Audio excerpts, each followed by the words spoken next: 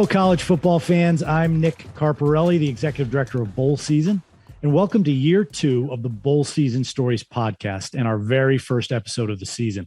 Last year, we recorded 21 episodes and hosted 57 guests, including college football, player, and coaching legends, members of the media, as well as bowl game executive directors, all sharing their favorite bowl season memories. Over the course of this college football season, starting today and running through the end of the college football playoff, we will record 20 episodes in all and have another exciting lineup of guests planned for you. Today, we are joined by Sports Illustrated's national college football writer, Ross Dellenger, former LSU Tiger, Jacob Hester, and Military Bowl Executive Director, Steve Beck. Today's podcast is brought to you by Sport Radar, reimagining immersive experiences for sports fans and bettors. So let's jump right into it. Our first guest of the season is Sports Illustrated's college football writer, Ross Dellenger. Ross has covered a wide range of college football programs in his career, including LSU, Missouri, Jackson State, Auburn, but he landed in his current role with Sports Illustrated in 2018, where he now covers college football on a national level. Ross, welcome to the show. How does it feel to be our very first guest of the first episode of Bowl Season Stories?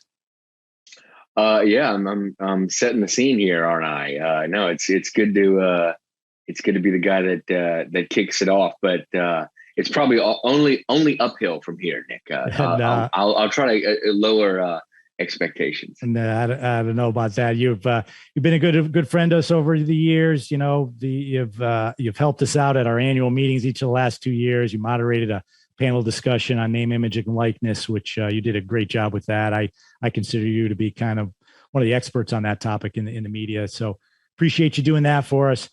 Before we talk about bowl games, let's touch a little bit on the changing landscape of college athletics. I'm not sure where to even begin with that, but let's talk about conference realignment. That seems to be the most current.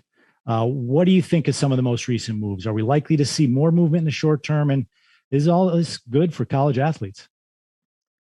Well, it depends on your definition of short term. I think we are going to see more movement.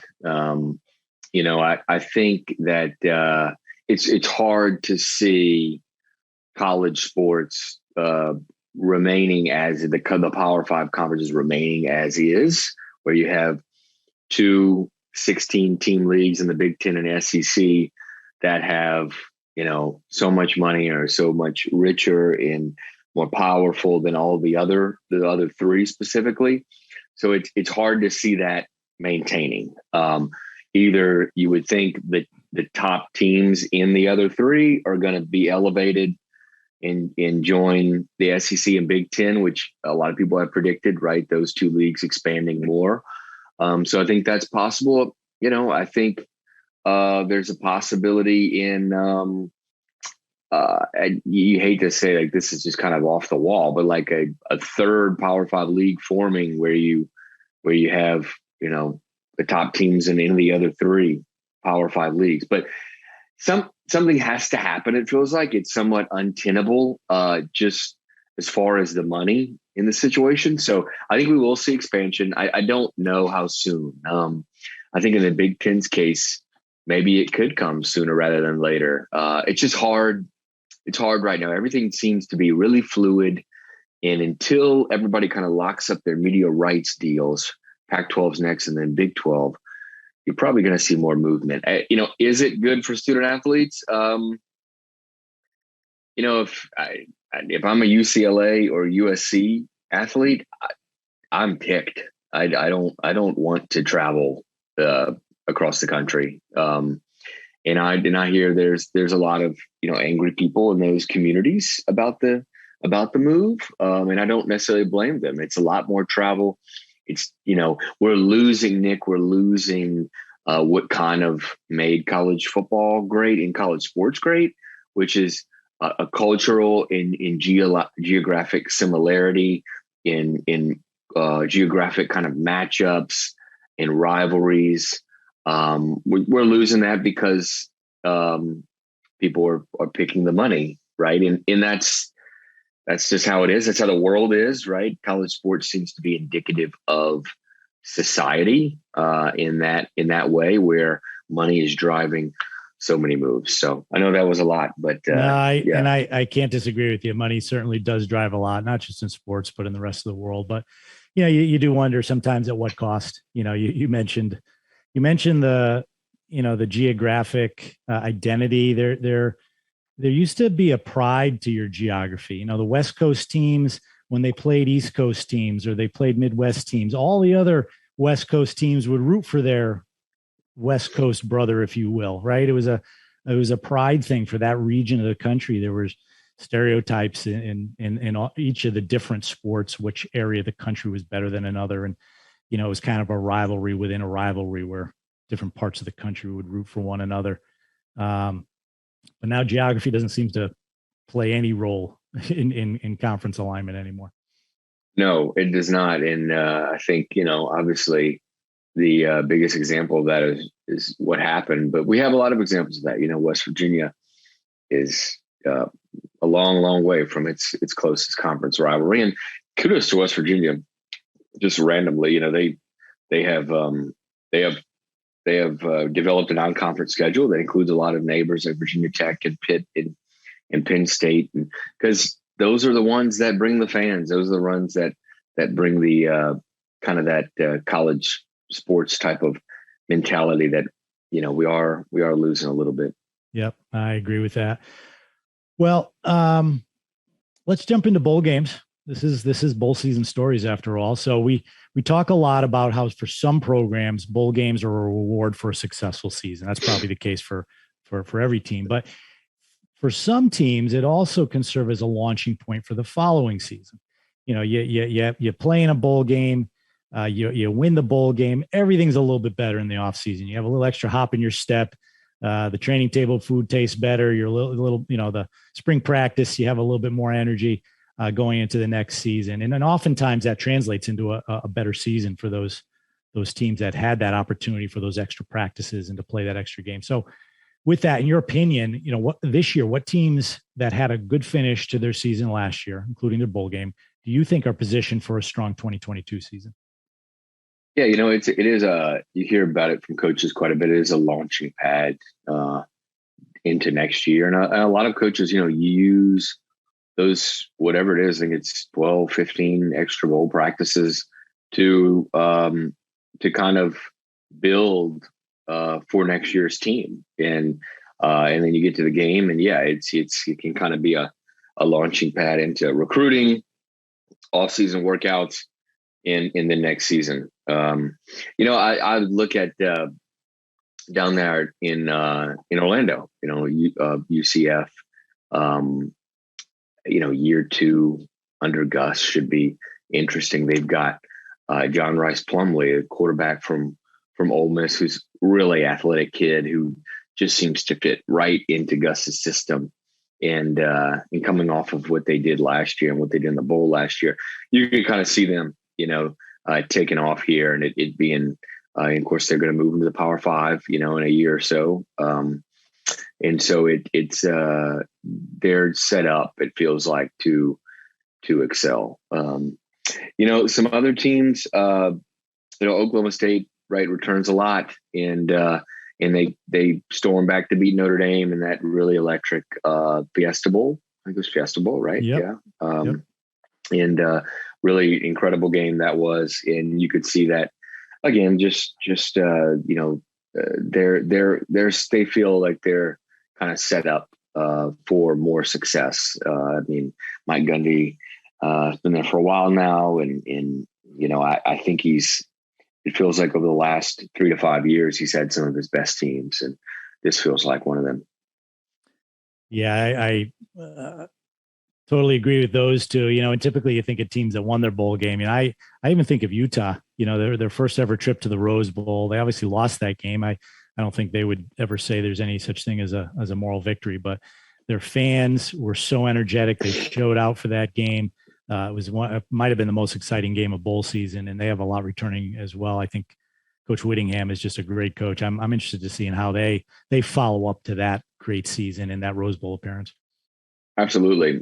They've got what some might argue is the biggest season opener in their school's history, right? They go on the road to Florida to open the season next week, and they got to fly cross country and deal with the heat and humidity in Gainesville, and deal with a team with a new coach that's kind of is he's trying to resurrect this program and revive things down there.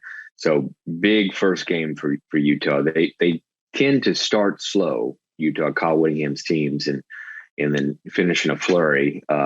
They need to start a little faster if they're going to make the CFP, and this is one of them they need to win. Yeah, that'll be a fun one to watch. How many bowl games do you get a chance to cover these days? I know the last couple of years have been challenging for all of us to travel with the pandemic, but in a normal year, how many do you get to? How many do you try to get to each season? Well, I wish I could go to more. They often don't let us expense and travel to bowl games that aren't playoff games nowadays. And as you know, it's like all the focus, is on those 4 teams when it gets down the stretch in December. And so I usually just go to a semifinal, and then I'll obviously go to the championship game. But so I've been to a few semifinals at the Cotton Bowl and the Orange Bowl and the Peach Bowl, and so usually I just hit a semi and then hit the championship game. But certainly try to watch as many bowl games as I can, and it's always a great thing to do around the holidays. It's a tradition, and it's a big part of college sports and college football. Well, to that point, what's your earliest memory of bowl games? Was it something you did in your house over the holidays? Was it something you and your family looked forward to? And when you were at a young age and you were first starting to become a college football fan, was there some kind of feeling, emotion, passion you can remember when it was bowl season and you used to turn on those games during the holidays? Yeah, one of my first big memories of bowls is the Snow Bowl with Texas A&M in Mississippi State. Back when the Aggies were in the Big 12, I think it was 2000. And I was in high school, and it was it was snowing, and I'm from Biloxi, Mississippi, on the Gulf Coast, and so I was rooting for the Bulldogs, and they ended up winning the game in a wild one in the snow. So that one stands out. And then just a year later, I went to the Sugar Bowl when LSU, led by Coach Nick Saban, beat Illinois over there in New Orleans. That's one of my kind of fondest memories of attending a game. Again, just being from the Gulf Coast and everything, growing up a couple hours from LSU. I spent a lot of time around that program, and obviously later on covered it. But that was an awesome game. Just packed Superdome, and a really a team that Nick Saban had built pretty quickly, and you could see was going to go on to do great things. And of course, 2 years later, they won it all and won the national championship. So those two stick out of games, and I would say even the next year, I think it was 2002, I went to the old Cotton Bowl Stadium, in LSU played Texas there. Texas ended up winning that game. But that was the only time I've ever been to the old Cotton Bowl outside of covering Texas and Oklahoma a couple years ago. But that was the only time I'd been there. I'll never forget. It was like a 10 a.m. kick. Oh my gosh. I remember the bus ride, from the Dallas hotel to that old Cotton Bowl stadium where you could barely fit in the seats, the tiny little seats. But yeah, those are some of my fondest memories as a kid. A lot of history in that game in that old stadium for sure. Other than the obvious, Ross, which is covering college football, what is the best thing about your job? Maybe that is the best thing. Maybe I took away the well, I enjoy traveling. I enjoy seeing new places, going new places, and traveling on not on my dime. It's nice. It's nice to be able to travel when you're getting those things expensed. And so I would probably say, seeing new places and stuff, and traveling America, is pretty cool. That's a pretty cool part of my job, and when you see new places, you see new people, and you meet a lot of people. And so I would say those things are big perks of my job. Excellent. Well, Ross, we've taken enough of your time. Really appreciate you joining us on Bowl Season Stories. I know I'm going to see you on the road at some point over the course of the next few months, definitely during bowl season. Thanks again for your time. We really appreciate it. Thanks for having me, Nick. We're going to take a short break and be right back with former LSU Tiger running back Jacob Hester. Stay with us. The forecast for this tax season? It's going to rain refunds. Lots of refunds. File for less and get more with TaxAct, the official tax filing software of bowl season. Go to taxact.com to get started today.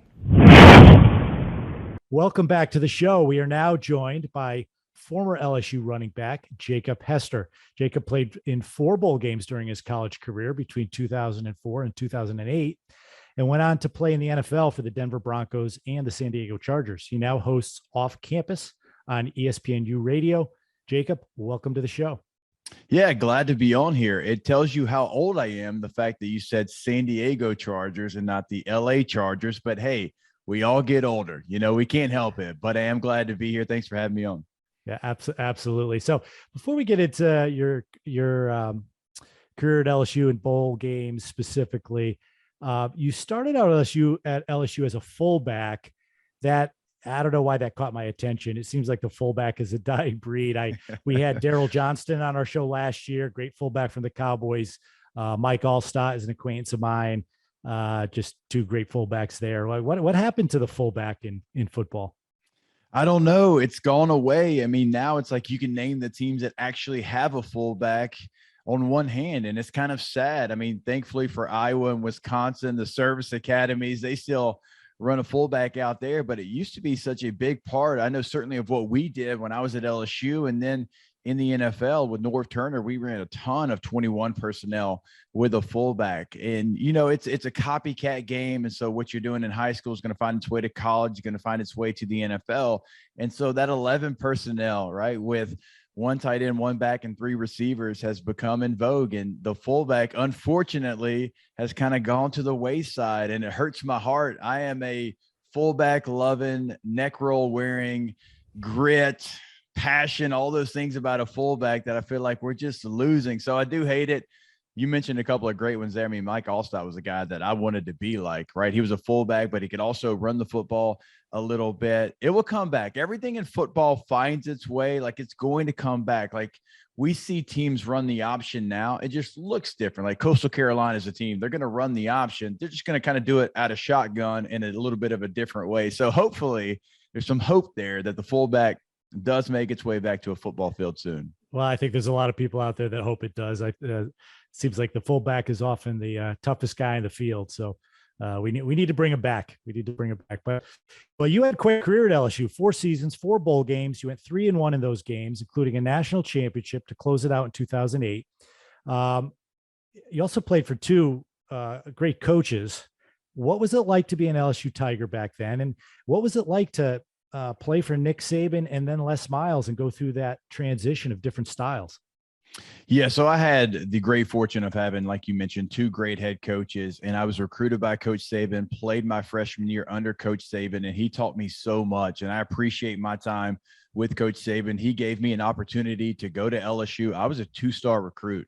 I was 795th in the country. I was the 17th rated fullback. We're kind of joking here. There's not 17 fullbacks in the country anymore. And I was 17th back in 2004 when I was making my decision which college I was going to go to. But Coach Saban came to one of my high school practices, had no idea who I was. By the end of the practice, he gave me an offer. And so he took a chance on a 2-star recruit going to a place like LSU. So I'm always grateful for that. And I'm grateful for my time, and certainly with Coach Miles and the things that he allowed me to do there, playing running back, making that transition from fullback to the starting tailback at LSU. 2 different coaches, but 2 very successful coaches. They definitely did things a different way, but they each got everything they wanted to get done at the end of the day. So I enjoyed my time with both. I mean, I've got my youngest son is Memphis Miles Hester after Coach Miles. He means the world to me and my family. And I still talk with Coach Saban at least a couple of times a year. So even though I only played a year for Coach Saban, the fact that he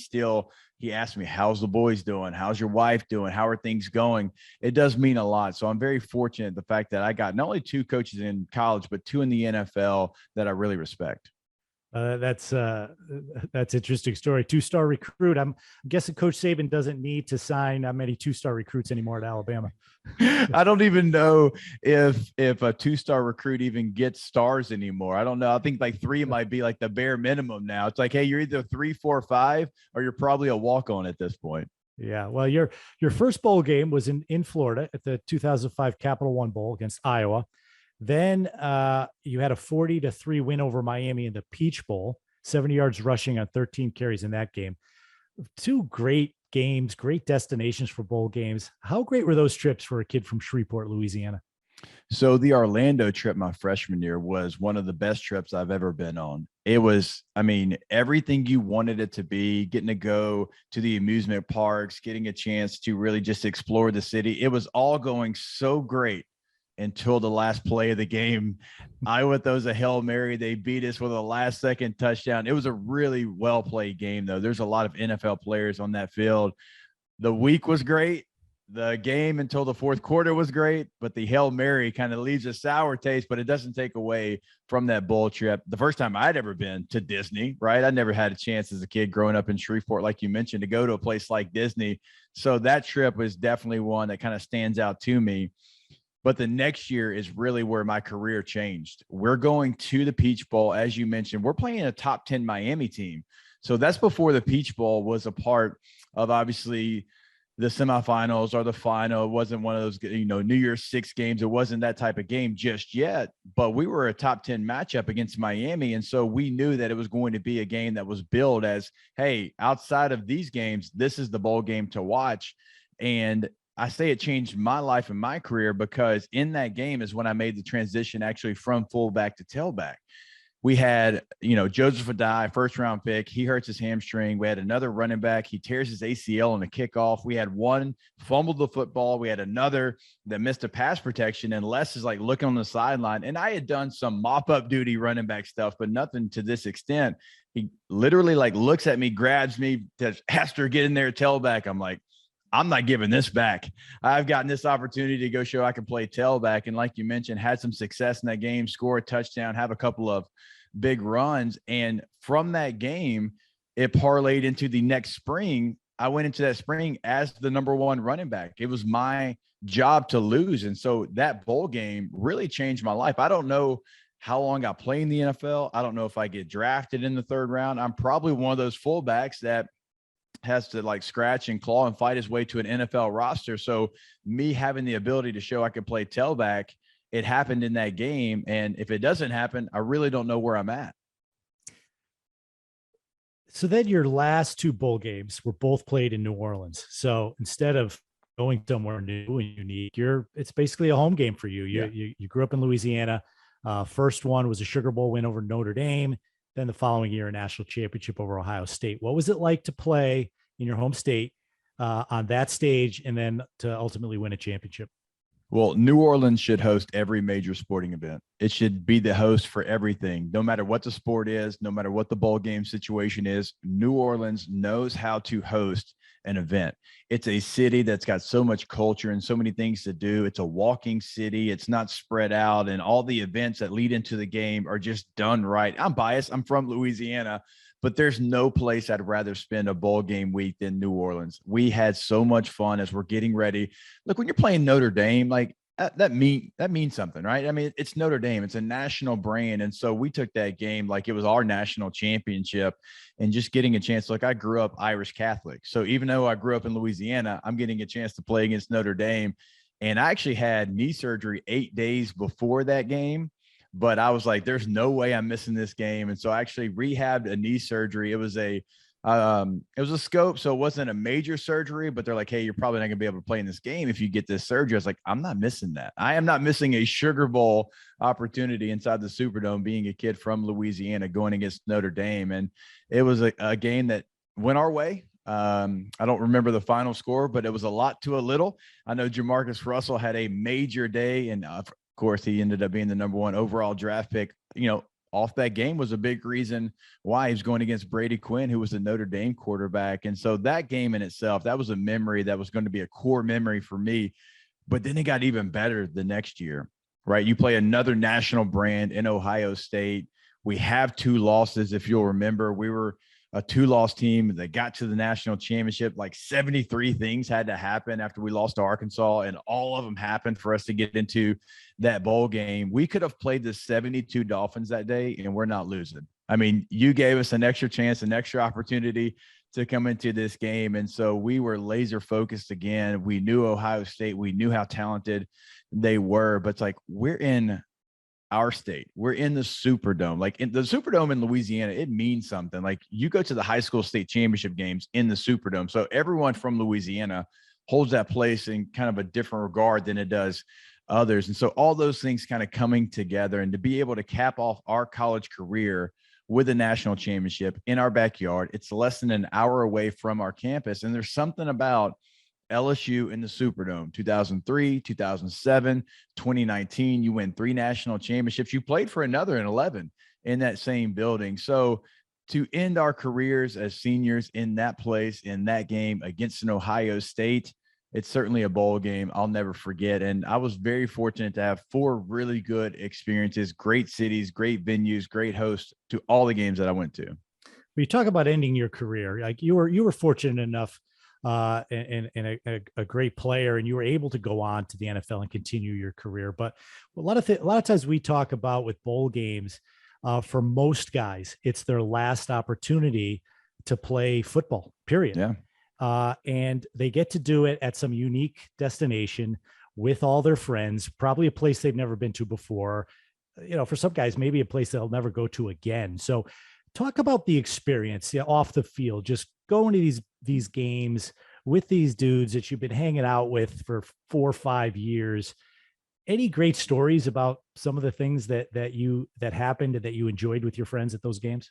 All right. So statute of limitations might be over on this one. My freshman year in Orlando, I'm telling on ourselves here a little bit, but we were so excited, like I said, to go to Disney. I mean, we're a football team. We don't get a chance to really do anything like this close to Louisiana. We don't have a major amusement park or anything, and none of us had really ever been there.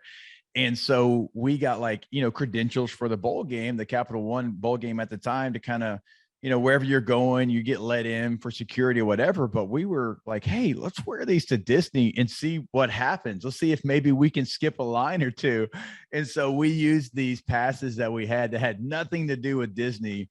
We had kind of fooled the Disney employees to thinking they were a special fast pass. And so we're skipping every single line, getting to the front of the line, getting to ride all the rides. And looking back now, having children, I would be completely angry at that young man that's breaking all the lines when I'm sitting here waiting for an hour.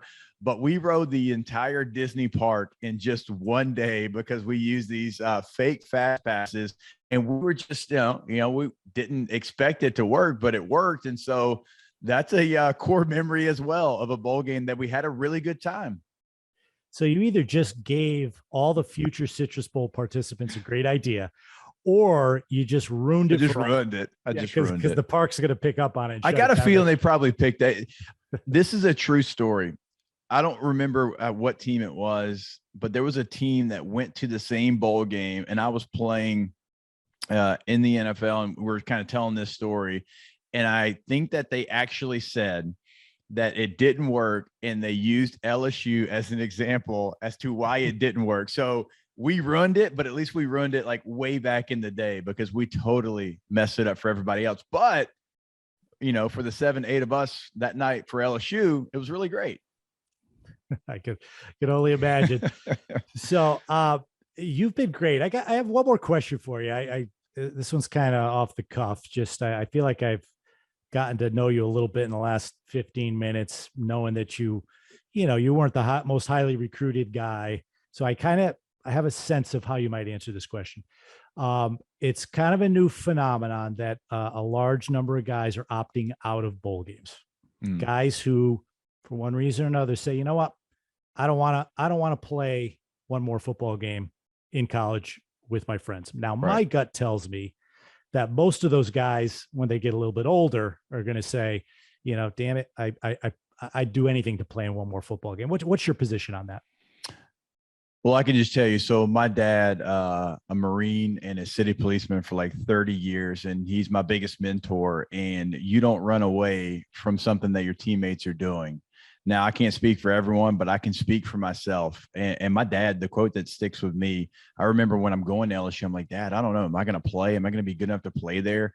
He told me, and he straight up, he was being real with me. He said, if you're scared of competition, change your last name, because that's just not how we're going to do things here.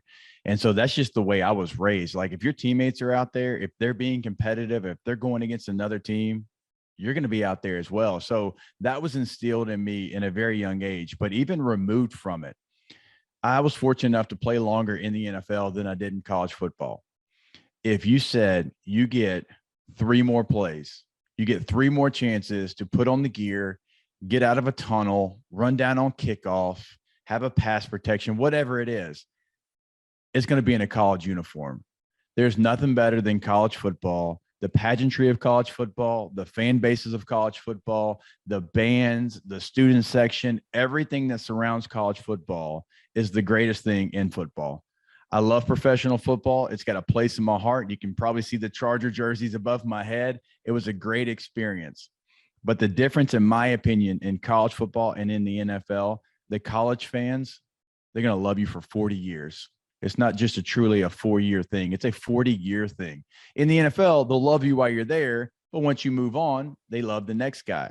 In college, no, that legend lives forever. And so for me, if I got a chance to play another college football game, like, I was able to retire on my own accord. Like, I had a contract and I stepped away from professional football. I don't know if I could walk away from an opportunity to have 3 more plays in college football. If somebody said, hey, you can come back, I'm doing it, because there's just nothing better. There's no better feeling than just everything that surrounds college football, running out of that tunnel, hearing the student section, like I mentioned, hearing the band hit those 4 familiar notes if you're an LSU fan, all those things. So, yeah, you give me a bowl game opportunity situation. Me personally, again, I know my situation might be different than others. I'm playing in that game every single time. I mean, like I told you, I had knee surgery 8 days before the Sugar Bowl. I wasn't missing that opportunity. Well, I think there's a lot of people that listen to our show that would be really happy to hear you say that and agree with a lot of what you said. So thanks for sharing that with us. Last question, any predictions for this year? Well, I know for my LSU Tigers, I have no idea. And I cover college football every single day on off campus, but there's just so much unknown for the LSU Tigers. 16 guys coming through the transfer portal. Now you've got Brian Kelly. His track record, I think, speaks for itself, but I'm going to be fascinated to see how that plays out. I think there's going to be some chaos this year in college football. I look across the landscape. I look at an NC State. I look at a Utah. I look at maybe an Oklahoma State or a Baylor, just some unknown teams as far as teams in the CFP, but it just feels like it's going to be chaotic at the top, which I'm all for. Like a 2-loss national champion, I can't help but love chaos. So I'm hoping we get a little chaotic finish there towards the front. Yeah, I hope so. I think I speak on behalf of a lot of people. It'd be fun to have a season where the ending wasn't so predictable, I think. Yeah, I think so as well. I mean, because there's been years where, like, okay, I give you 3 of the 4 playoff teams. This year might feel a little different. Now, there's a couple of teams that certainly could be there in the end, but a couple of those, maybe the 3rd, the 4th spot in the CFP, I think could be a little wild. And I think even New Year's 6 bowl games, which are still a big deal for me, I think you could see some teams get in that situation like you did a year ago that haven't been there really. Yeah, I think so. Well, Jacob, thanks so much for your time. This has been great. Really appreciate it. Good luck to you. And hopefully we run into each other down the road. Yeah, absolutely. Anytime. And now our final segment of the show is brought to you by Tap It. Understand how going cashless builds loyalty, engages fans, and boosts your bottom line. We'd like to welcome to the podcast Military Bowl Executive Director Steve Beck. Steve is a member of my bowl season executive committee. He's currently the vice chair, and a year from now, he'll be the chair of our organization. Steve, welcome to the show. You're the first executive director guest on season 2 of Bowl Season Stories, so we appreciate you being here. Yeah, appreciate you having me. Guess you couldn't get anybody else, huh? You were at the top of the list, Steve. We go in order of priority down, so it's only going downhill from here. You've been with the Military Bowl since its inaugural game in 2008. What have been the biggest changes you've seen in your 14-year tenure? Oh, boy. Well, I'll tell you, it was tough getting that first game started. I didn't come in until just about October 1 with a game December 20th. We had the first bowl game at 11 o'clock on ESPN, and it was Navy versus Wake Forest. We were lucky to get the ball kicked off at the right time. I mean, the night before the game, we're there at 10 o'clock at the stadium just going through our checklist, and we're going down the list, and you said chains and markers. And he goes, "What do you mean chains and markers? You don't have chains and markers?" I'm like, "You're a football facility." They didn't have chains and markers. I had to break into my kids' high school, and get chains and markers. So that was a bit of an issue. But, moving forward, 12 years ago, we brought in Northrop Grumman as the title sponsor. It really brought it to another level. And at that time, we also established a relationship with USO. And then we moved to Navy Marine Corps Memorial Stadium, which was huge for us. And then, buying Patriot Point, a 294-acre retreat center outside of Cambridge, Maryland. It's a retreat center for our nation's wounded, ill, and injured, and their caregivers and family members. So we've added that, and we also do the Touchdown Club. We have a Player of the Week, high school Player of the Week, college Player of the Week, and then accumulates in an annual dinner that we have. So we went from, like I said, barely getting the ball kicked off to now an organization with a lot of activities, a lot of different events, and of course our premier event is still the Military Bowl. And we talk a lot about how every bowl game is unique. There's 43 of them across the country. They all do a great job of showcasing what's unique, what's great about the community that's hosting the game. So tell us, what's unique about hosting a bowl game in the nation's capital? We're very fortunate, obviously, to have our location. I mean, the nation's capital and then the capital of Maryland. So the teams stay in D.C. 4 or 5 days before the game, see all the monuments and monuments, go to the U.S. Capitol for a tour. We have a pack for troops with USO and give the players hats, and then they end up wearing them on the sideline and all over the city. And it's really just a special place. Very, very fortunate to have the backdrop as our nation's capital. Yeah. And I wouldn't be doing my job if I didn't kind of elaborate on that a little bit, Steve. I mean, fans turn on bowl games, and a lot of fans watch the games, but all they see is a 3-hour football game on TV. What they don't get to see is the experience that these student athletes have in the 4 or 5 days that they're in town, and the experiences they have, the memories they have, experiencing such a unique place that they may never have been to before, may never be able to get to again in their lives is one of the great things about bowl games. And the participants of the Military Bowl also, seem to have a different level of pride while playing in your game because your game is the Military Bowl, represents the military. Do you see a higher level of appreciation from the student athletes because of that? Yeah, absolutely. Like I said, they take a lot of pride, wearing their hats around the city and on the sidelines, and the coaches have all been very, very supportive of it. Like you said, a lot of these kids have never even been to Washington, D.C. I mean, we had UCLA one year. I mean, they came across the country. San Jose State we had one year. These people, when their faces are just locked on the bus, from the trip from the airport over, just looking at all the monuments. And it's really a beautiful city, and it's great for them to be able to take advantage of that time. Well, the last 2 years have been very difficult for all of us with the pandemic and the lingering effects. Hopefully, we're past that. But for you in particular, how difficult was it taking a 2-year hiatus? And what are you most excited about for this game, this year's game coming up? Besides having the game. Yeah, 2 teams ready to play. Yeah. We had one team back out with 26 hours to go before the game. They were there, 5 days, and DC just spiked. It was incredible. It just went straight up, the number of COVID cases. And, I think that's obviously been very hurtful. I mean, the first year, a lot of bowl games were canceled, and Perspective, who was our title sponsor at that time, donated the money to us. So that enabled us to keep going, basically. And then this past year, going through all the expenses and everything that we have for the whole year, and then it happening again. So we're really excited to get back on the field, get a couple teams in here, and let's play a game. Now let's talk about your career a little bit. Before you worked for the Military Bowl in the world of college football, you were very much a basketball guy with the McDonald's All-American game, 5-star basketball, the Capital Classic. What did you like the most about the basketball world? And I guess more so focusing on high schoolers versus college athletes. Yeah, it was a great opportunity. My partner, Bob Gagan, was the founder of a lot of different events. He's recently just passed and was just enshrined in the Circle of Legends in that stadium. Dealing with the McDonald's game, I dealt some with the players, but the thing that was most relevant to me was basically I got to hang out with John Wooden and Morgan Wooden for a week every year.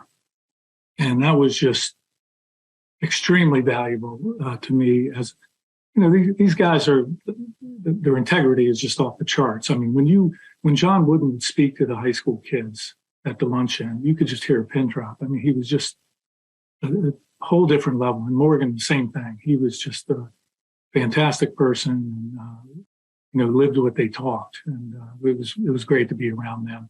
And 5-star, look, 5-star was a teaching camp. It's a little bit different now, but the people that went through there, the coaches, and there was no internet. That's how you learned. You went to 5-star, whether you were a counselor or a player.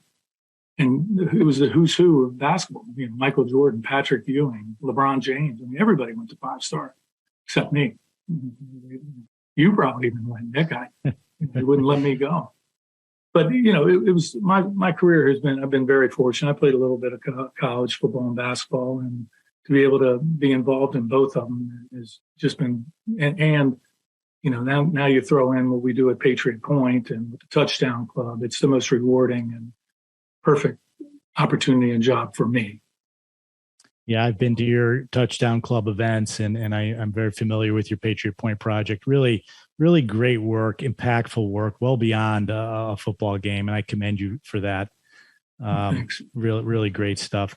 Now let's go back to the bowl game. We like to ask all our guests about their experiences, some of their fondest memories, whether you're just a fan going to the game, whether you've played in bowl games, or whether you run a bowl game like you do. So there have been a lot of close games, competitive games in your bowl history. You've had a lot of great players playing your game, but is there any game that stands out, any player or person you've had a chance to meet at your games that is someone that you really think fondly of to this day?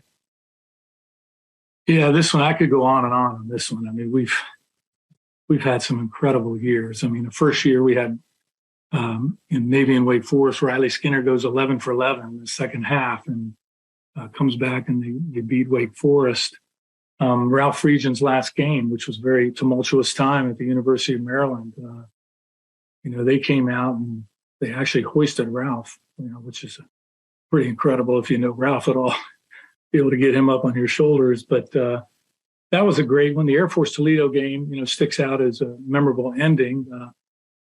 The game ended up 42-41. It was Matt Campbell's first win as a 32-year-old coach. He was at Toledo at the time. Now, of course, he's at Iowa State doing a great job.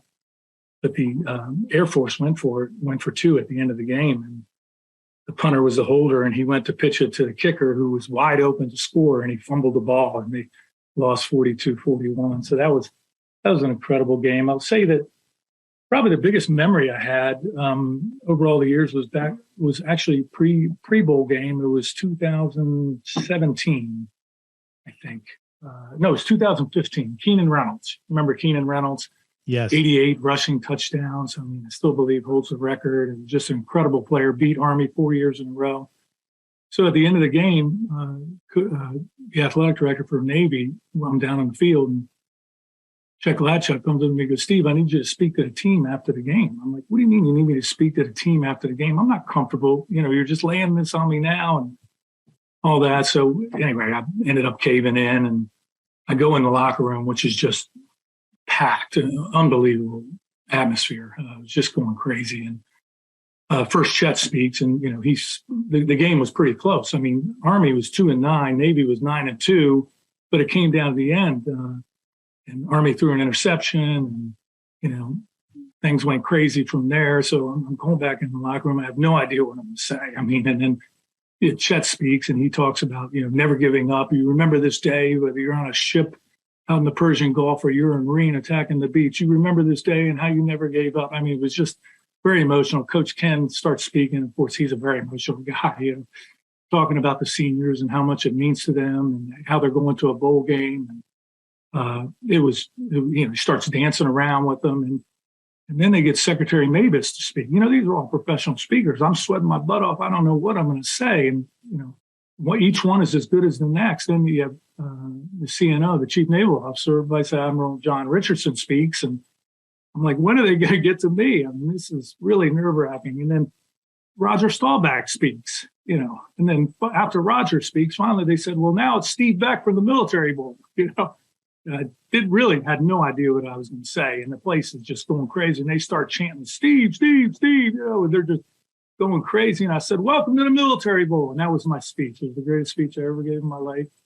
They went crazy, put the helmet on the smallest kid, and they're throwing him up in the air. And just that's one big memory that I definitely have. But as far as people that we've met, we've had the opportunity to have Medal of Honor recipients at our game for the past 13 years, and just incredible what they've done for their country. And we just lost Woody Williams, who was the last survivor of Iwo Jima. He was a 130-pound kid when he went into the Marines, was carrying a 100-pound backpack, flamethrower on his back, and his commanding officer said, Woody, you got to go out there and take out these pillboxes, on Iwo Jima, this huge mountain. And he said, is that an order, sir? And he goes, yes, it is. So he miraculously, took out numerous, these pillboxes that they were just unloading on our troops, and, made it to the top of the mountain. Of course, the rest is history with the raising of the flag. But, guys like that, and board members that we've had, Brig Owens, we just lost him. And, there's been so many good ones. Governor Hogan has been a huge supporter for Maryland with our game. He's a cancer survivor, and we had James Conner, who had cancer when he was in Pittsburgh. So there's been so many memorable. And Mac Brown, I'll say a little bit about him. He said, Sally and I, we've been to a lot of bowl games, but we've never been to one as fine as this. So those kind of things, to be able to hear that. And, Dave Clausen, and so many, Pat Narduzzi, Coach Ken, all those guys are really, they're leaders, and they know that they're raising athletes to be leaders. Those are great stories, Steve. We can see the passion in your face and hear it in your words, and you should feel that way. You're doing great work outside the bowl game. The bowl game's creating memories for everybody involved, and memories for yourself as well, which is really, really cool. So, Steve, thank you so much for being on the show. Really appreciate it. Thanks for everything you do for bowl season and for college football. Your game really just provides just such a great opportunity for the world to see everything that you're doing in the nation's capital and in Maryland. And can't thank you enough for all of that. So thank you for all that, and thanks for being on the show. And thank you, Nick, for your leadership on bowl season. We're bringing this thing to a whole nother level, and you're doing a great job on doing that. Thank you. Thank you. Thank you. And thanks to all of you for listening to this week's Bowl Season Stories podcast. Please join us next week when we will welcome another lineup of great guests. If you like the show, we'd appreciate you dropping a 5-star rating for the podcast. And as always, you can follow all the podcast and bowl season news on our website, bowlseason.com, and on social media @bowlseason. Thanks for listening.